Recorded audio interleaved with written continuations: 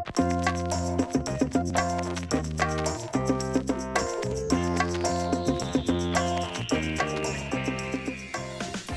the early months of 1960 in Nashville, Tennessee, the desegregation movement of lunch counters and so-called five and dime stores was already underway. Peaceful demonstrations, known as sit-ins, occurred in the months of February and March of that year throughout Nashville in such notable establishments as Woolworth's, H.S. Kresch, and this downtown Walgreens. Here, the protesters, who were at first all African American, would sit at the white-only counters, ordering deli service from these establishments, only to be refused because of the color of their skin. It was so filled with hypocrisy. How could you have a group of people spend their money on goods and not be able to receive a service? When this would occur, they would sit sometimes for hours at end until having to be forcibly removed by the police. Many of the persons who participated in the sit-ins, you have two types. There are those who are tactical believers, and there are those who are philosophical believers. That cadre of students who were the leaders were philosophical believers. Many of the foot soldiers were tactical believers. Although already considered a progressive city of the New South, Nashville and its desegregation movement were unique amongst the southern states. In other cities and rural areas, progress for equality was being made through legal battles like Brown versus the Board of Education, as well as from social pressures created by groups like the NAACP. But here in Nashville, what made the sit-ins so extraordinary was that they were entirely orchestrated and carried out by college and graduate students from the multiple universities around the city, including Fisk, Vanderbilt, and Tennessee State University. It showed the students courage, determination, to bring down the walls of segregation. Previous to the February 27th sit-in, all the demonstrations had occurred without any incident of physical violence. However, on that day, a group of young white male aggressors attacked the demonstrators. Trained in nonviolent resistance, the African-American students chose not to fight back, even when one of them was reportedly thrown down a flight of stairs. When the police finally arrived, the whites fled the scene and no arrests were made. On the 27th, they ran into a lot of trouble. They were beaten, they were jailed, and as more students were beaten and more students were jailed, more students took their places. The difference is that they were very well adapted to the philosophy of direct nonviolent resistance. With tensions visibly growing between the African American and white population of the city, police were becoming increasingly anxious. At the following demonstration, days later, whites again interrupted the demonstration. When police again were called to the scene, the whites fled and no arrests were made of whites. However, this time, the African American students were arrested themselves. 65 of them, in fact, being cited for trespassing and public disturbance. The outcome of the students' trial is that they decided that they would forego any bail. They would not pay the fines. This display of civil disobedience, illustrated by the student protesters' decision to spend 33 days in prison, opposed to paying the $50 fine, added to already increasing tensions between white and black communities in Nashville.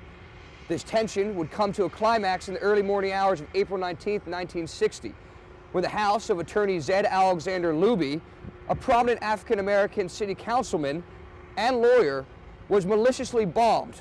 Bombing took place early in the morning. Attorney Luby and his wife were at home. Fortunately, they were not hurt, but the strength of the blast knocked out many of the windows across the street at Meharry.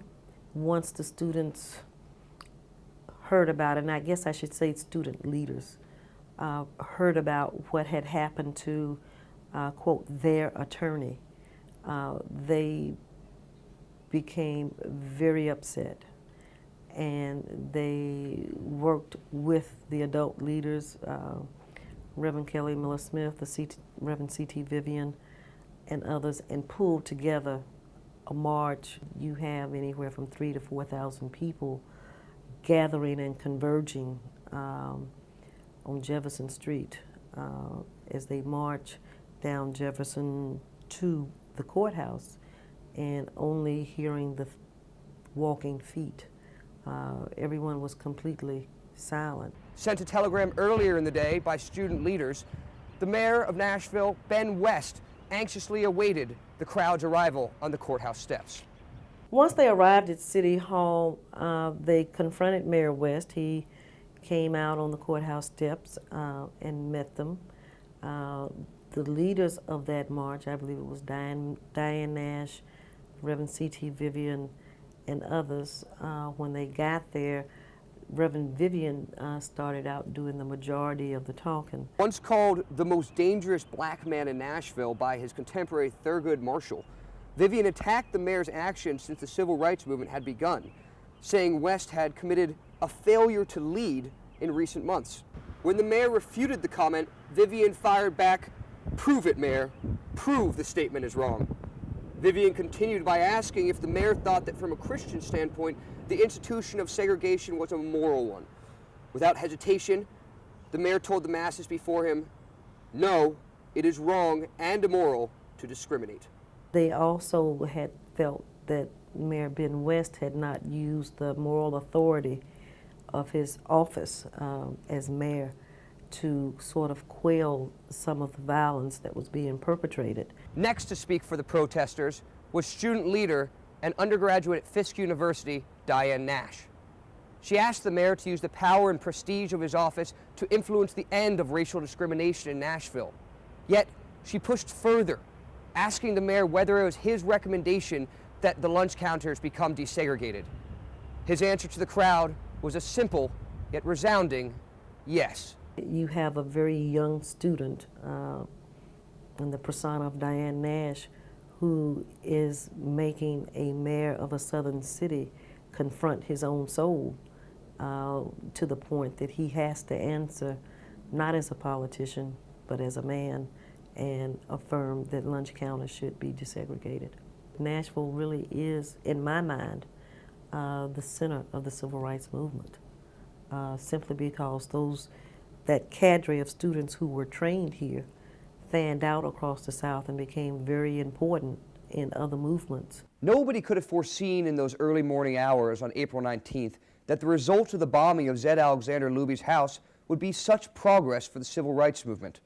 As soon as the middle of the next month, the original 7 targets of the sit-ins had already been desegregated. The city of Nashville was then left as the shining example for the possibility for racial equality in the South. For Voices from Our America, I'm Rob Monroe.